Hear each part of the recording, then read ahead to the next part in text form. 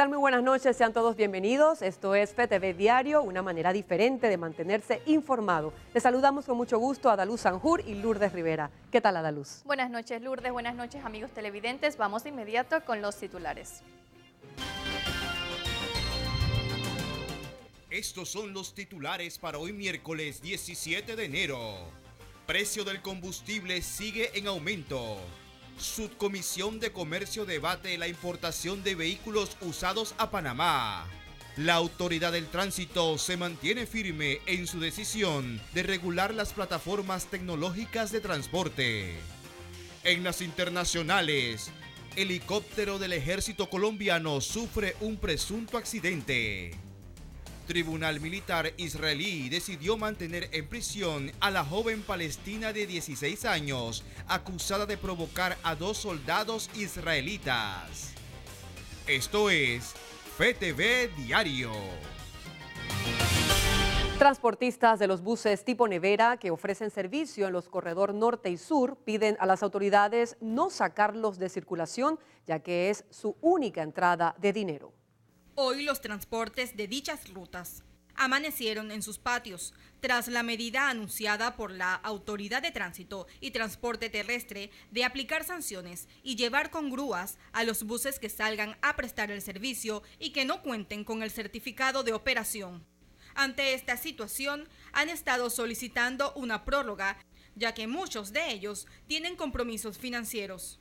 Sin embargo, esta propuesta ha sido rechazada. Lo único que le pedimos es que seamos reubicados o que nos dejen por lo menos hasta que estén sus carriles exclusivos. Y nosotros ya podemos haber estado preparados financieramente para salirnos del sistema, para buscar para dónde irnos, pues, ¿me entiendes? Para ver si compramos una placa, alquilamos una placa o vemos qué hacemos. Pero aquí estamos hablando de cerca de 500 familias que van a quedar en el aire ahora mismo. Bueno, el día de ayer tuvimos la reunión con la Autoridad del Tránsito, la gente de la TT, con el subdirector del tránsito. Nosotros le comentamos nuestra incomodidad y igual le dijimos que, bueno, que la decisión que ellos están tomando se la respetamos, pero que no escuchen. Y nosotros llegamos allá y le dijimos que tenemos una propuesta de lo que nosotros recogemos en Sarpe, de hacerlo a la Caja de Seguro Social directamente, o que ponga a alguien que vele por ese dinero de Sarpe. Son 144 buses, 15 balboas por cada bus, que casi un estipulado de como casi $500,000 que se coge anual. Por su parte, David Ramírez, director de Seguridad Vial de la ATTT, expresó que esta es una crónica de una muerte anunciada. Esto es crónica de una muerte anunciada. Esto no ha sucedido de un día para otro. Esto no es que se apagó un foco y se prendió otro. Esto es una cosa que había sido anunciada con muchísimo tiempo de antelación. Mientras que el caos que se esperaba no se dio. Los usuarios abordaban el transporte de Mi Bus, por lo que todo transcurrió con normalidad. El gerente general de Mi Bus indicó que se prepararon con 80 unidades nuevas para que los pasajeros pudiesen llegar a su destino. Con esos autobuses, nuestra intención cuando se compraron era mejorar precisamente la frecuencia, el número de pasos hora. Para eso también es muy importante poder correr, tener una velocidad más alta de la que tenemos hoy en día. Y en ese sentido también estamos trabajando y por esto es tan importante el carril invertido que tenemos en el corredor, porque eso nos permitirá ir mucho más rápidos y eso es lo mismo que tener muchos más autobuses, porque el mismo autobús podrá dar 2 o 3 vueltas cuando ahora a lo mejor solo puede dar 1 o 2. El dirigente transportista Evelio Mena aseguró que este escenario solo es temporal. Hoy los gerentes de Metrobús están aquí. ¿Por qué están aquí? Porque están las cámaras. Ayer, ¿por qué no fueron a las 5 de mayo a pedirle disculpas por esa incomodidad? Que la gente que decida qué quieren, pero queremos trabajar. Los transportistas aseguran que seguirán luchando por una oportunidad.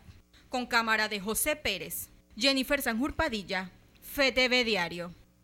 La Subcomisión de Comercio de la Asamblea Nacional debatió este miércoles el proyecto de ley que regulará la importación de autos usados a Panamá. Buscan evitar que ingresen al país vehículos en mal estado. Los altos costos de los vehículos nuevos que se venden en el mercado panameño lleva a los compradores a buscar otras opciones, ya sea comprar autos usados o a importar vehículos. Esta última opción podría ser regulada de llegar a aprobarse el anteproyecto de ley 95, que fue debatido ese miércoles en la Subcomisión de Comercio de la Asamblea Nacional. Nosotros lo que queremos es una ley que regule la importación de los vehículos de segunda. No queremos impedir la importación de vehículos de segunda. Nosotros sí queremos que los vehículos que lleguen a este país garanticen la vida de quienes lo usan. Este anteproyecto busca evitar que a Panamá ingresen vehículos en mal estado, que en otros países son considerados como chatarra. Actualmente la importación de vehículos no está regulada en el país. Consideramos un proyecto muy importante, muy bueno que se discutan este tipo de temas. A veces se piensa que hay un sinnúmero de leyes en torno a estas cosas, no, muy por el contrario, hay instituciones donde necesitamos de este tipo de disposiciones para poder hacer mucho mejor el trabajo y evitar exponer al funcionariado un momento dado. La iniciativa de este proyecto de ley surge tras las constantes quejas de los compradores al no encontrar piezas de los vehículos que adquieren. Por la parte nuestra no está favoreciendo a ningún tipo de sector, ni a los autos nuevos, ni a nadie, por supuesto. Hay quienes indican que de prohibir la importación de vehículos al país, esto pondría en riesgo la estabilidad comercial de algunas personas. Lastimosamente se nos ha tratado de vender que este anteproyecto de ley 580, el fin es asegurar la calidad del medio ambiente, pero en realidad su trasfondo es eliminar la importación de autos usados. Hasta ahora este proyecto solo ha sido debatido en la Subcomisión de Comercio. Se espera tener un nuevo debate en los próximos días para que el anteproyecto de ley 95 tenga una mayor aceptación entre los panameños. Con cámara de Oliver Gil, Ramsés Betancourt, FTV Diario. La autoridad del tránsito se mantiene firme en su decisión de regular el servicio de transporte de diversas plataformas tecnológicas. Hicieran su ampliación correspondiente de licencia, lamentablemente pareciera que algunas empresas no allanaron a sus conductores a este requerimiento y lo hicieron en las últimas semanas. Pero lo positivo de esto es que una de esas mismas empresas salió indicando que en pocos días más del 18% de aumento de conductores que ya tenían esa licencia, o sea, venían de como un 11% a quedar en un 27 o 28% de conductores tan solo en 2 semanas. La tendencia en los precios del combustible sigue marcando hacia el alza. Jennifer Sanjur Padilla nos amplía esta información. La Secretaría Nacional de Energía informa que a partir de este viernes 19 de enero hasta el 2 de febrero del 2018, tanto las gasolinas como el diésel suben de precio en las estaciones de expendio de combustibles a nivel nacional. La gasolina de 95 octanos sube 24 centésimos, la de 91 octanos 16 centésimos, mientras que el diésel bajo en azufre 16 centésimos. Lo que significa que en las provincias de Colón y Panamá, la gasolina de 95 octanos costará 82 centavos el litro. La gasolina de 91 octanos tendrá un costo de 79 centavos el litro y el diésel ultra bajo en azufre costará 74 centavos el litro. Según la Secretaría de Energía, los precios de los combustibles reflejan alza a raíz de la ola de frío que azotó a Estados Unidos recientemente, el cual se refleja en los costos de los derivados del petróleo.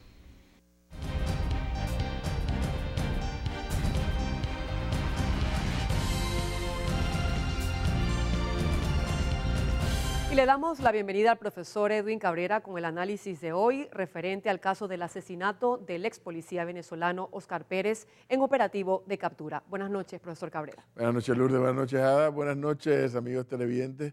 Efectivamente, bueno, para ninguno de ustedes creo que es un secreto que en Venezuela lo que hay es una dictadura, una autocracia, un totalitarismo, ¿no? Primero encarnado por el señor Chávez y luego ahora por el señor Maduro y todos sus acólitos y sus seguidores y todos sus alabarderos del régimen.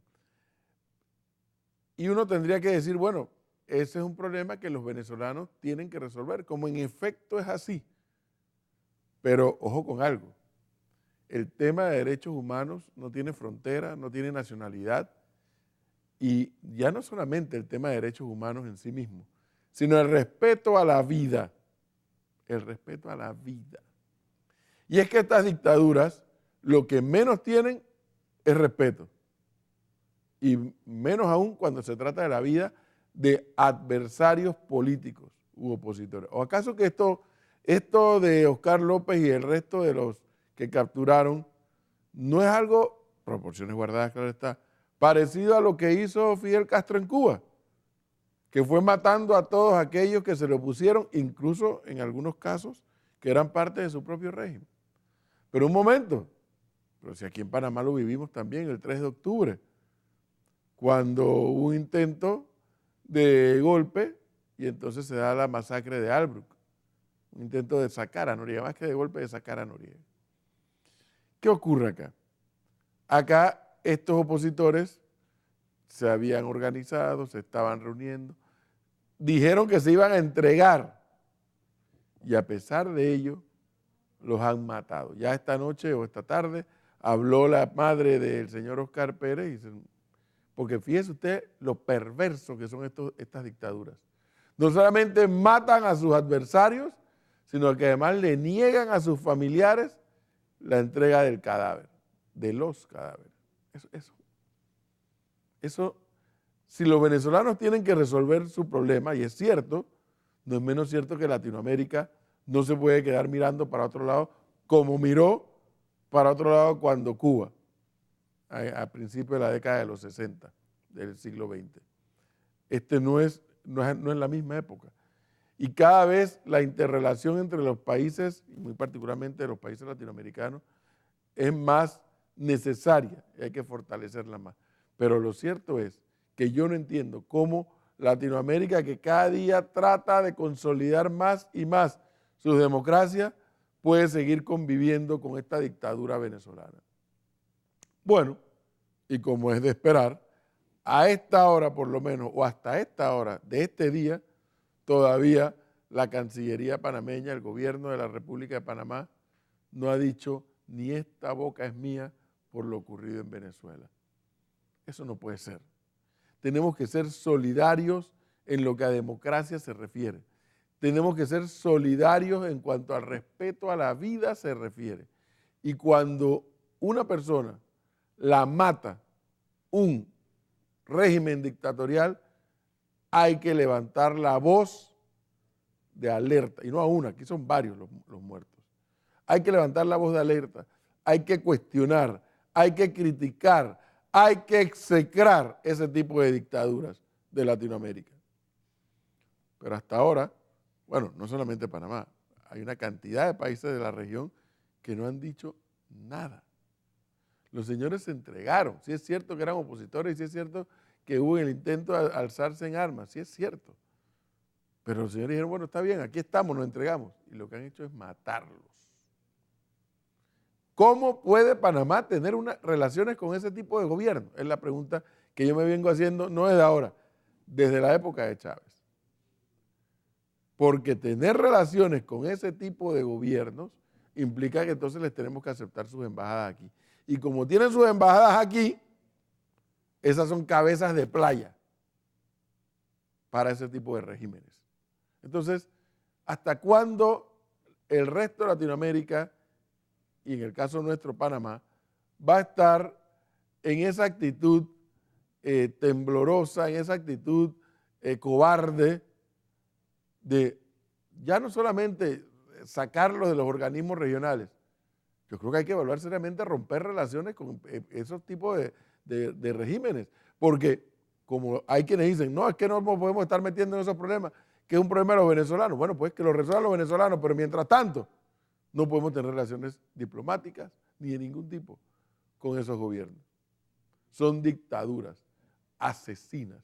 Y cuidado con algo, que cuando estoy hablando de dictaduras asesinas me estoy refiriendo a dictaduras de la izquierda como las dictaduras de derecha que existieron en Sudamérica. No hay dictadura buena, amigos televidentes, no la hay. Y son más malas aún cuando no respetan la vida del ser humano. Por el único pecado, para ellos, de ser opositores a su régimen. Fíjense por dónde van ahora, porque eso es lo que ya está ocurriendo y va a ocurrir con más énfasis en el tiempo. Usted lo verá, que no va a ser diferente a lo que vivimos los panameños en aquel momento. Ahora el gobierno de Maduro está tratando de ver cómo hace para requerirle a los curas a los párrocos, a las distintas diócesis que hay en Venezuela de la Iglesia Católica, que quieren ver primero las homilías. En eso andan, es lo que se está circulando en las redes ahora mismo, que ellos quieren revisar primero lo que los curas van a decir al momento de la homilía. Fíjense, ¿qué más evidencia se quiere del tipo de régimen que es? Pero bueno, estamos en Latinoamérica y estamos en Panamá. Yo me voy a sentar a esperar el pronunciamiento de la región y naturalmente el pronunciamiento de Panamá ante una dictadura feroz como la que se está viviendo en Venezuela, que nuevamente, lo digo una vez más, ya no solamente vulnera los derechos humanos de los venezolanos, sino que ya está matando directamente a quienes le adversan, como es el caso de este Oscar Pérez y los otros que murieron allí. Y entonces, con ese morbo y con esa actitud tan perversa, ya no solamente se satisfacen con matarlos, sino que ahora no le quieren entregar los cuerpos a las familias para que les den la sepultura de rigor. Bueno, eso es lo que tenemos en Venezuela y hay que enfrentarlo. Continuamos con más noticias. En el segundo bloque tenemos que hablar del operativo que hubo hoy en el centro penitenciario, en Colón. ¿Qué pasó allí? ¿Cuáles fueron los resultados? ¿Y por qué ocurre eso? Vamos a hablar de eso en el segundo bloque. Así es, profesor Cabrera, muchísimas gracias. Estaremos atentos a este segundo análisis. Y bien, por el momento vamos a conocer lo que hace noticia en el mundo.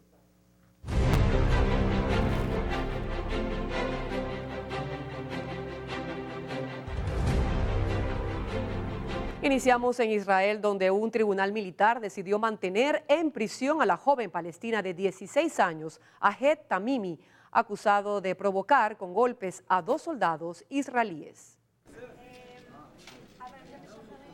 Un tribunal militar israelí decidió el miércoles mantener detenida hasta su juicio a la adolescente Ahed Tamimi.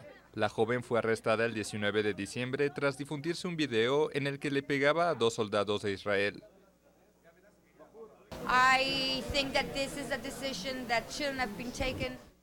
Creo que es una decisión que no debió tomarse, teniendo en consideración su edad y el hecho de que nació en la ocupación, tomando en consideración que los territorios ocupados tienes 2 conjuntos de leyes por separado, dependiendo de si eres palestino o un colono.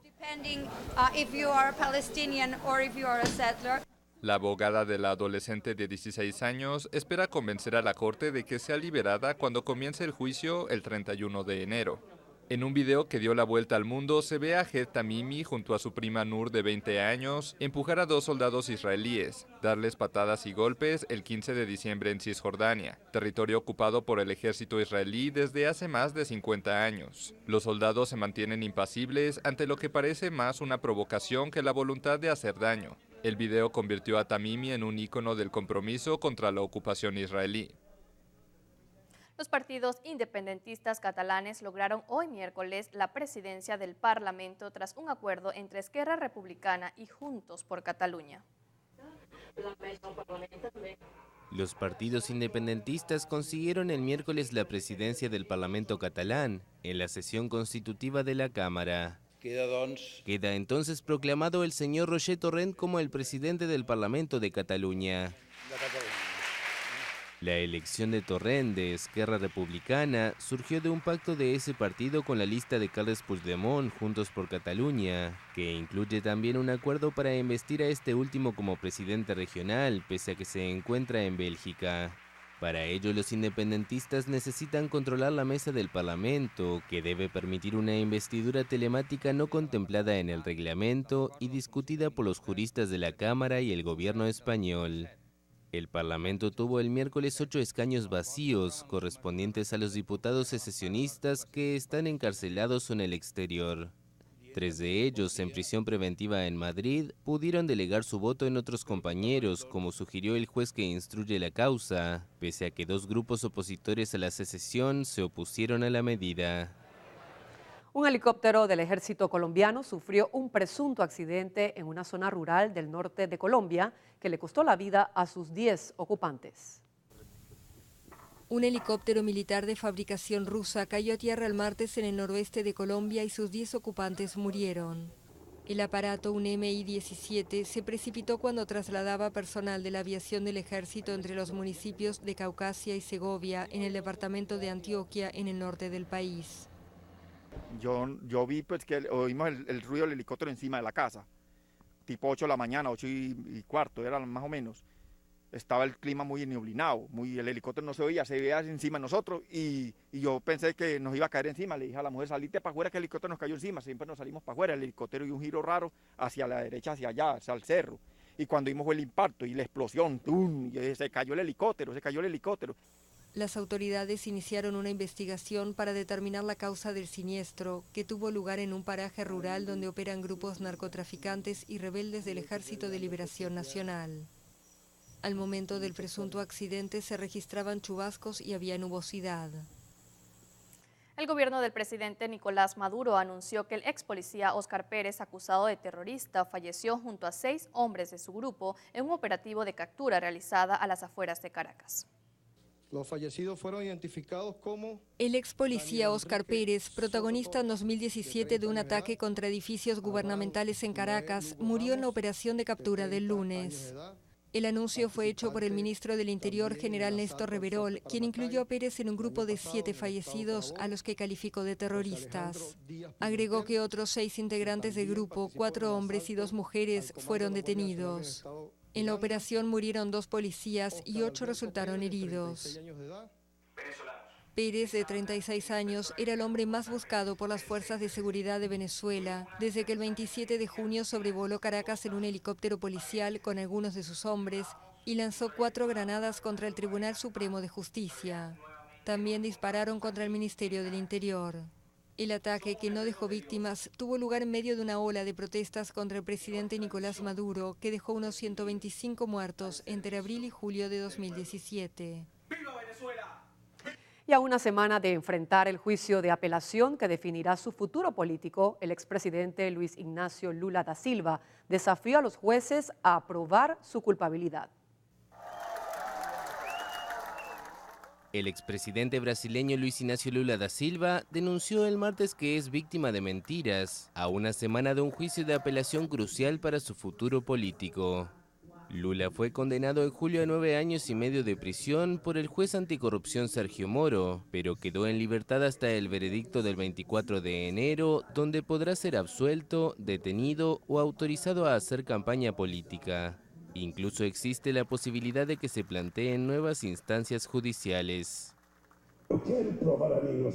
Quiero probar mi inocencia. Es por eso que tal vez sea el único político que se pueda parar frente a una cámara y decir: la Policía Federal mintió en la investigación, el Ministerio Público mintió en la acusación y el juez Moro mintió en la sentencia de aquel proceso.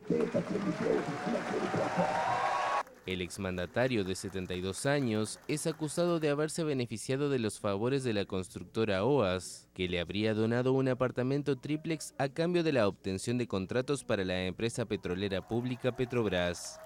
El antiguo obrero metalúrgico que gobernó Brasil entre 2003 y 2010 lidera los sondeos para las elecciones presidenciales de octubre.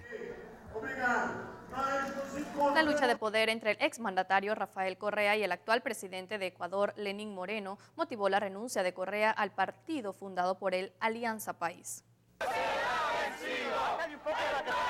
El expresidente ecuatoriano Rafael Correa se desafilió el martes de Alianza País, el partido que fundó y con el que gobernó durante una década. La decisión consumó la fractura del oficialismo en Ecuador en medio de una lucha de poder con su sucesor, el presidente Lenín Moreno, quien fuera su aliado hasta mayo pasado. Correa liderará una nueva formación. Ya lo decidimos. Si es que perdíamos Alianza País, iniciábamos el Partido de la Revolución. Sin la atadura partidista, Correa atizará la campaña contra un referendo promovido por Moreno que busca suprimir la reelección indefinida. Vamos a ir por ese no en la consulta. Vamos a reconstruir y vamos a generar esa organización popular que permita seguir transformando la patria.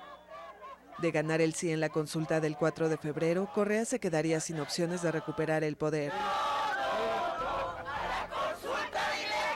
Y así están las cosas por el mundo, amigo televidente. Nosotros vamos a hacer una breve pausa y enseguida regresamos con más. Esto es FTV Diario. Ya volvemos.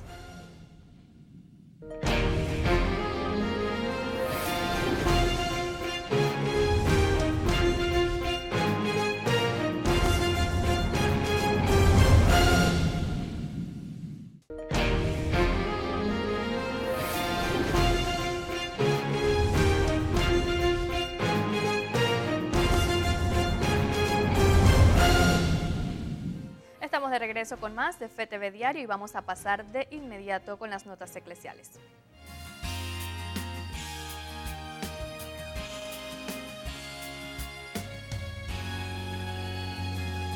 Y arrancamos con las noticias del Papa Francisco en Chile. El día de ayer el Papa, además de oficiar misa frente a 400.000 personas, visitó el centro penitenciario femenino. También realizó una sorpresiva reunión a puertas cerradas con víctimas de abusos sexuales y luego llegó al santuario de San Alberto Hurtado, santo chileno. Allí pudo reunirse con los hermanos de la comunidad jesuita y con los beneficiarios de las obras sociales.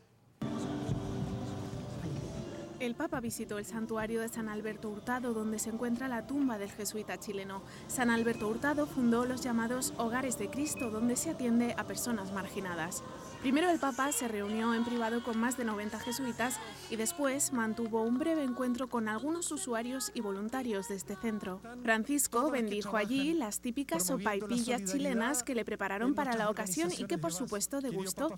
Después de conocer a algunas de las personas que forman parte de la comunidad del centro, el Papa rezó con ellos el Padre Nuestro. Santificado sea tu nombre, venga a nosotros tu reino. Hágase tu voluntad en la tierra como en el cielo. Danos... Y mientras seguía disfrutando de las sopaipillas, se acercó a saludar a algunos peregrinos que llevaban horas esperándolo. Y hoy el Papa se trasladó a Temuco, en el sur de Chile, donde se dio el esperado encuentro con los pueblos indígenas, quienes fueron los protagonistas de la misa en el aeródromo de Maquehue. Durante su homilía, el Papa alentó a vivir la unidad y superar todo tipo de violencia.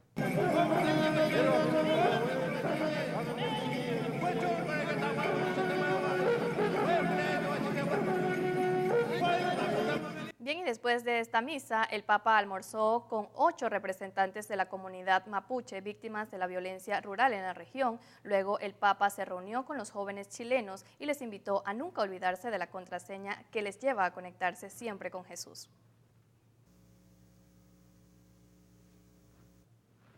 Bien, y seguimos con más información. El presidente de la Conferencia Episcopal de Colombia, Monseñor Óscar Urbina Ortega, expresó sus condolencias y cercanía tras el desplome de un puente que dejó a 10 personas fallecidas como trágico saldo. El lunes 15 de enero, alrededor del mediodía, un puente en la segunda calzada de tramo medio de la carretera Bogotá-Villavicencia se desplomó, dejando 9 trabajadores fallecidos y 8 heridos. Así es, y en un comunicado también los arzobispos de Villavicencio junto a los sacerdotes expresaron su solidaridad con los familiares de los fallecidos y los heridos. Les pedimos al Señor que acoja en su misericordia a quienes han fallecido, consuele y fortalezca a sus familias, conceda pronta recuperación a los heridos. Esto es lo que señala este mensaje emitido por los obispos.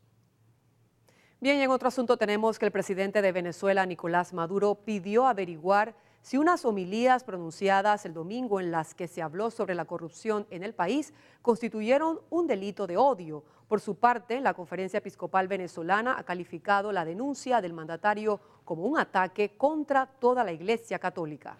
En un comunicado señalaron que en el caso de detención o represalia contra estos obispos, el gobierno, todo el Estado va a tener que enfrentar no solamente a la Iglesia en Venezuela, que no se va a alzar, que no va a salir a la violencia, sino que va a ser un problema de carácter internacional, no solamente por las relaciones que hay con la Santa Sede, sino porque muchos gobiernos van a darse cuenta de que aquí el Estado de Derecho está siendo vulnerado. Igualmente, los obispos de Panamá han emitido sus consideraciones y condolencias y también apoyo a los obispos venezolanos.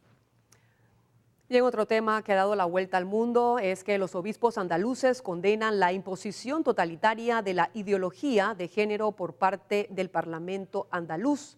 Los obispos del sur de España consideran preocupante la ley andaluza para garantizar los derechos de igualdad de trato y no discriminación de las personas LGTBI. Supone la imposición totalitaria de una ideologizada visión del hombre y creen que excede con mucho su objetivo de combatir la discriminación.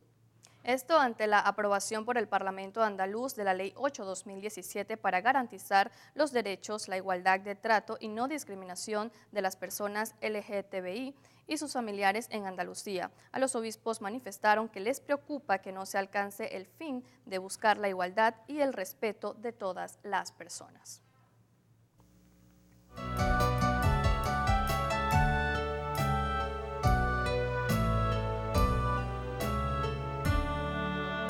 De hoy vamos a continuar con el tema de la Corte Interamericana de Derechos Humanos. Muchas personas aún desconocen realmente cómo es que esta entidad está imponiendo agendas en los países latinoamericanos que incluyen la ideología de género. Por eso el padre Francisco Verar está con nosotros para darnos un enfoque pastoral. Buenas noches, padre.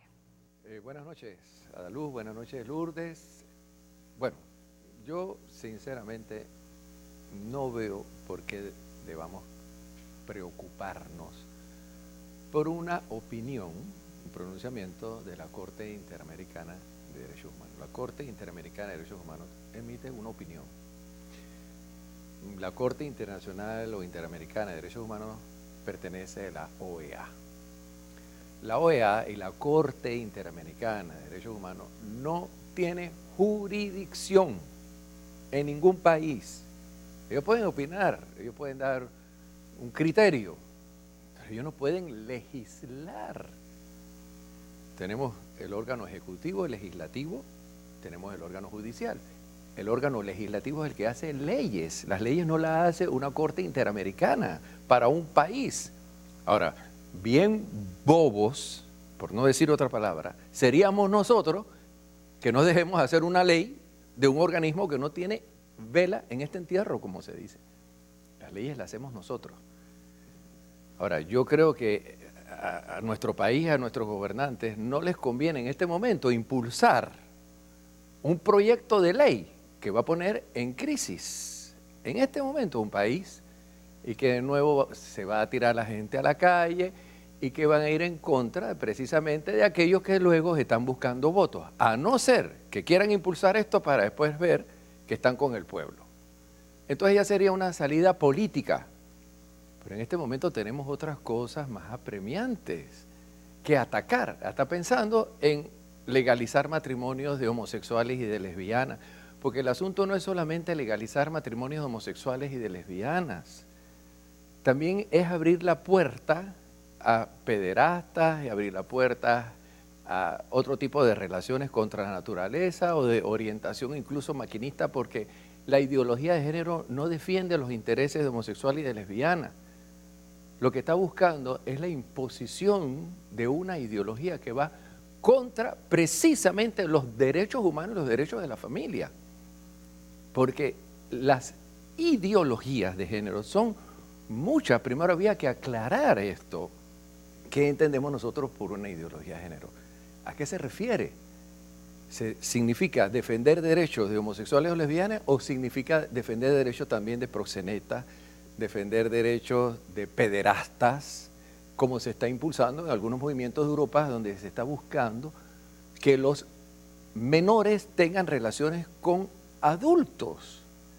O como decía hace poco, un demandante que demandó en Estados Unidos a un juez porque no le permitió casarse con una computadora y él tiene todos los derechos de casarse con una computadora. Y dice, yo pertenezco a una ideología de género distinta, de una ideología de orientación maquinista. Todo eso entra dentro de la ideología de género. Entonces aclaremos primero qué es, qué entendemos por ideología de género. Y no se trata solamente de defender derechos de que dos homosexuales se puedan casar. Bueno, queridos amigos, seguiremos adelante en este tema. Adelante.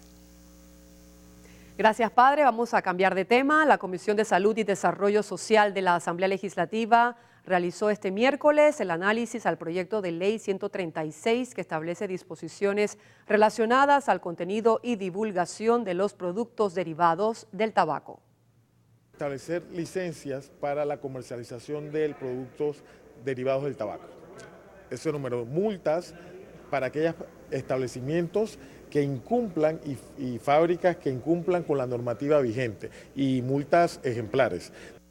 La Policía Nacional realizó hoy miércoles una requisa en el centro penitenciario de la provincia de Colón, logrando decomisar sustancias ilícitas, armas de fuego y punzocortantes. Este operativo fue coordinado por la Dirección General del Centro Penitenciario.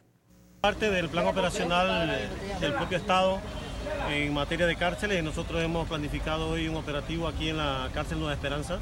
Aquí vemos un aproximado de 2.000 funcionarios de todos los estamentos de seguridad, coordinado por el sistema penitenciario.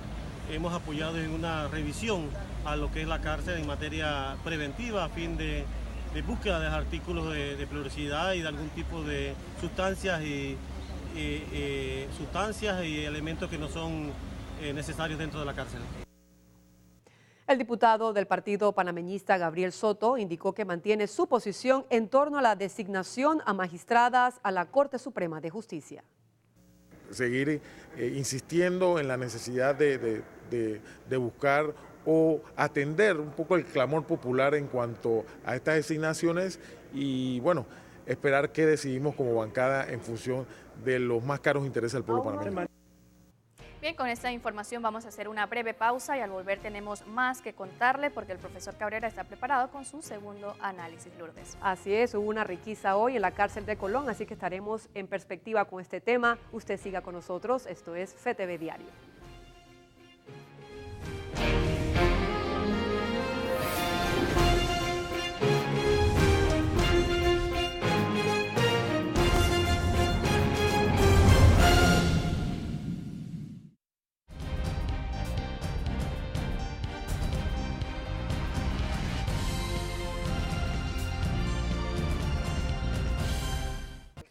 Regresamos, como les decía en el bloque anterior, y es que escucharon ustedes la información de que hoy, desde tempranas horas de la mañana, efectivos de la Policía Nacional, los antimotines, con helicópteros, con no sé cuánta gente, hizo una requisa en el centro penitenciario de Colón.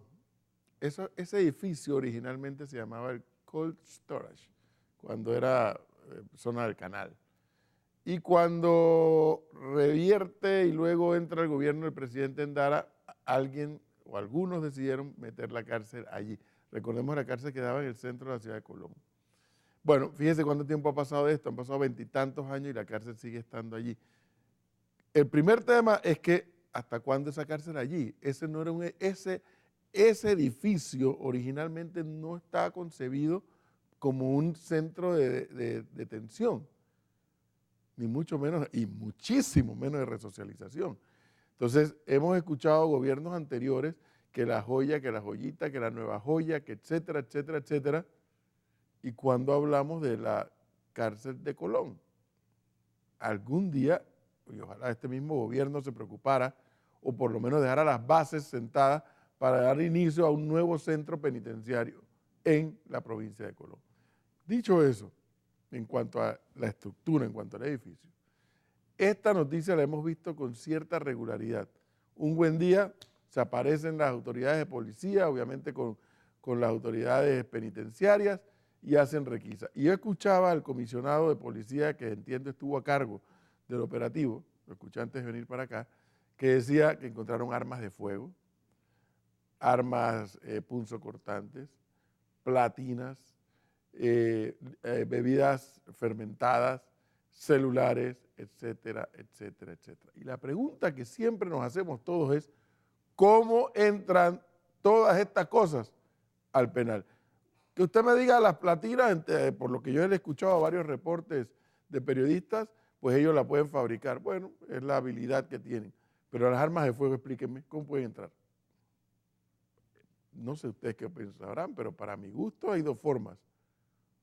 O los familiares o los custodios y los policías que están allí. ¿De qué otra forma pueden llegar las armas adentro de un sistema penitenciario? A ver, de un centro penal. ¿Cómo? O con la complicidad de los unos y los otros. ¿Qué explicación hay? Los celulares. Bueno, acuérdense que hubo un abogado, que en uno de estos casos sonados, que lo agarraron pasándole el celular al cliente. O sea, algo no se está haciendo bien en el sistema penitenciario. Creo que ha habido un esfuerzo en esta administración, particularmente con la ministra Romero, en cuanto a especializar, preparar bien a los custodios para que el día X sacar a la policía de allí, porque los policías no están preparados para ser custodios, sacar a los policías y que sean los custodios que están debidamente preparados para esta gestión. Pero mientras eso ocurre, cada vez que hay una requisa, la policía informa que hay armas y que hay. Eso como un segundo elemento. Y un tercer elemento, y es más importante que el primero y el segundo. Tenemos que contribuir todos como sociedad a que los centros penitenciarios sean realmente centros de resocialización y no universidades del crimen. Si usted lee el artículo pertinente de la Constitución Política de la República de Panamá en materia penitenciaria, en cuanto a que debe ser de resocialización, y esto es muy conceptual, muy filosófico ese artículo, nos daremos cuenta que no estamos cumpliendo con el mismo planteado en la Constitución. ¿Cómo deben ser los centros penitenciarios? Lamentablemente, hay un alto porcentaje de panameños y panameñas que van recluidos a estos centros que salen peor de cómo entraron, desde el punto de vista de formados y preparados para seguir delinquiendo ahora con delitos más elevados o más graves por los delitos que entraron. Entonces, cuando usted conjuga todo esto, un edificio como el de Colón, que no está diseñado para ser centro penitenciario, una situación de trasiego de armas y quién sabe usted está de droga con seguridad y todo lo demás. Y luego, un sistema que objetivamente no contribuye a la resocialización del individuo, pues usted tiene un cóctel molotov, un explosivo allí. Yo creo que hay que dar los pasos, así como se están haciendo los ajustes o la preparación para los custodios, creo que hay que dar el otro paso de mudar esa cárcel de la ciudad de Colón, ponerla en otro sitio, pero con un edificio adecuado para recibir a estas personas, porque hay un elemento que nunca debemos perder de vista. El hecho de que esas personas estén en un centro penitenciario por haber cometido un delito no significa que hayan perdido sus derechos humanos. Lo que significa que están pagando una pena ante la sociedad por haber delinquido. Hasta ahí sí, pero eso no significa que el sistema los obligue a estar en condiciones infrahumanas. Hay una realidad, ellos mismos también contribuyen a esas condiciones. En más de una ocasión, las cámaras de televisión han entrado a los baños, a los sitios donde duermen, y ellos mismos los desbaratan. Bueno, ese es uno de los grandes retos, cómo ayudarles a ellos de cuando entren allí a cumplir sus penas, entiendan que no tienen que ser violentos. Pero bueno, es que también el sistema los obliga.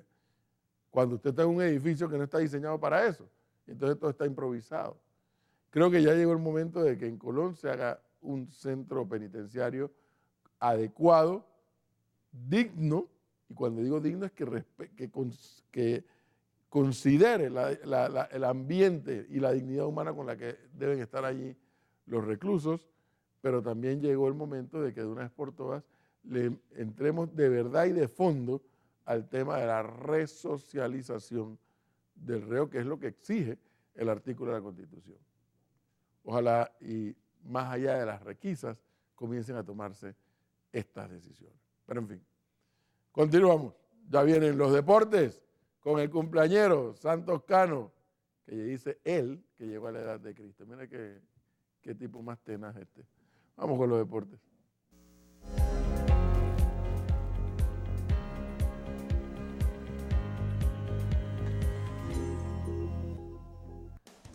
Gracias, profe, gracias. 33 años bien vividos, 73 años bien vividos, y aquí estamos trabajando para llevarles las informaciones deportivas a todos los amigos televidentes. Bienvenidos.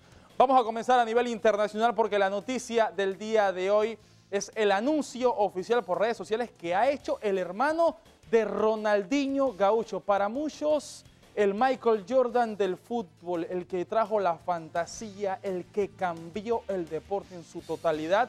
Y en sus años mozos, ¿no? Por allá por el 2003-2008, cuando estuvo en su época dorada con el Fútbol Club Barcelona, que ganó 2 ligas españolas en el 2005 y 2006. ganó su Balón de Oro en el 2005, fue elegido mejor jugador de la FIFA en 2 ocasiones, ganó una Champions League, en fin, lo ganó todo con el Fútbol Club Barcelona y desde el año pasado ha estado fungiendo como embajador de este club con el que vivió todo. Tenía 2 años que no jugaba desde el 2015, que jugó con el Fluminense. Después de eso ha estado jugando en partidos de calidad y todo lo demás.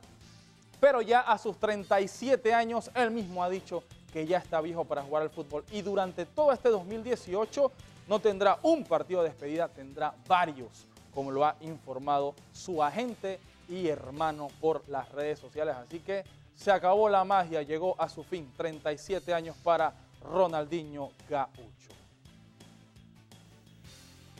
Vamos a seguir, vamos a cambiar de tema, vamos a hablar ahora un poquito de tenis porque ya comenzó el primer Major de la temporada, el primer Grand Slam de la temporada, el Abierto de Australia en Melbourne.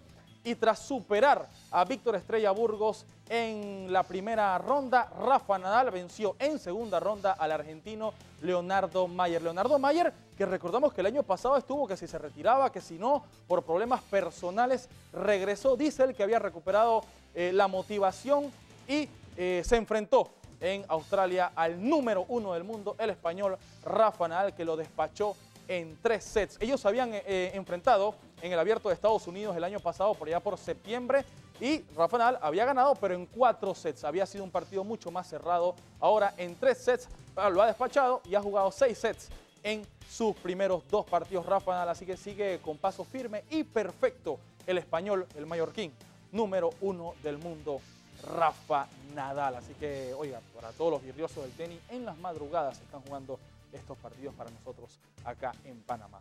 Cambiamos de tema y nos vamos hasta África porque Didier Drogba, uno de los mejores jugadores africanos de la historia, ha felicitado vía Twitter al que es el mejor jugador de la historia, porque en 1995 George Weah ganó el mejor jugador del mundo, ganó su botín de oro. En 1995 George Weah, la estrella del AC Milan en la década del 90, y que en las pasadas semanas fue elegido presidente de Liberia. Ahí está, George Weah es el primer deportista, primer futbolista en que se convierte en jefe de Estado, y Didier Drogba no tuvo más que elogios para este jugador, exjugador. Simplemente para felicitarlo y realmente darle coraje y fortaleza para esta nueva aventura.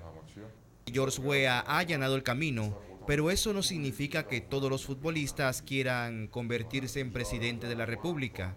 Entonces, ha allanado el camino para tener un impacto en su país a su manera, y otros pueden tener un impacto en su comunidad y en su camino.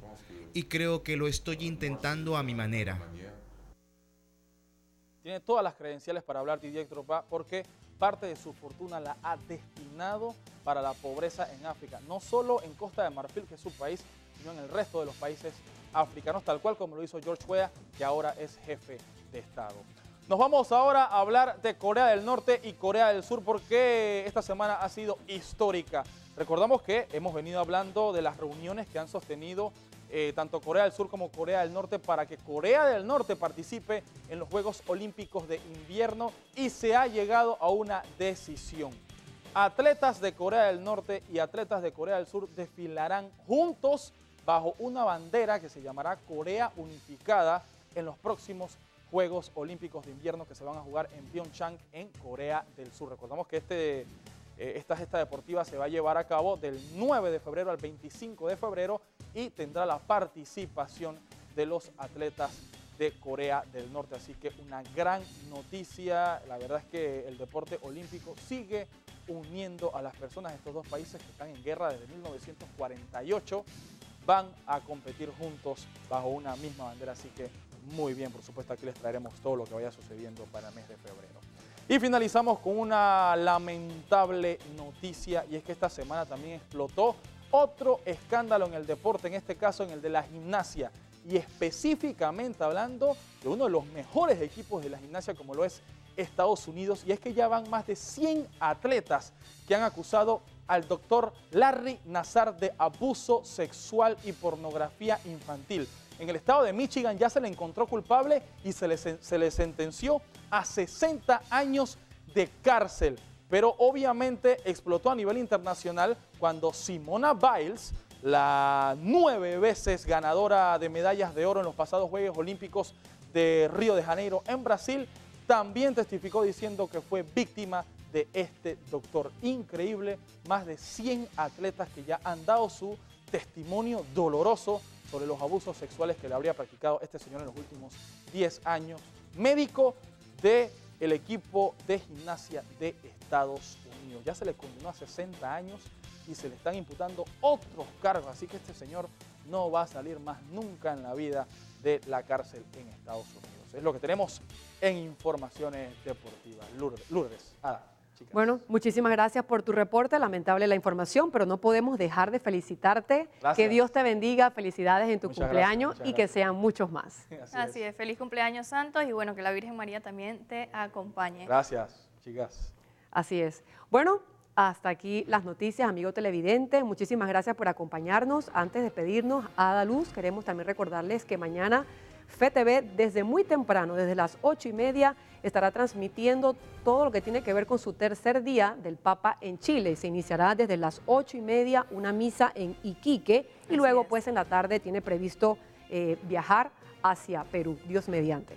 Así es, así que usted no se desconecte pues de las pantallas de FTV para escuchar todo lo que tiene que decir el Papa Francisco en su último día en Chile y primer día en Perú. Así que tenga usted una excelente noche, nos esperamos el día de mañana. Bye.